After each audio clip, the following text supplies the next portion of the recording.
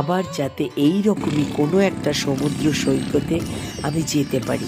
সমুদ্র আমাকে ভীষণ টানে, আর ভগবানের একটাই ইচ্ছে, তাই আমাকে ঘুরে ঘুরে বিভিন্ন সমুদ্রের কিনারে নিয়ে যায়।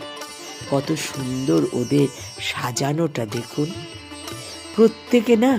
প্রত্যেকটা জায়গায় নিজ গুণে সুন্দর হয়। আর এই উট সাজানো দেখে আমার মনে হলো সত্যি ওদের কত নিষ্ঠা ওদের কাজের প্রতি। অনেকক্ষণ দেখলাম, এটাও একটা নতুন কিছু শেখার আছে। তারপর আমার হাজবেন্ড তো বাইক রাইডার দেখে বাইকের সাথে চলে গেল, আমি যাইনি।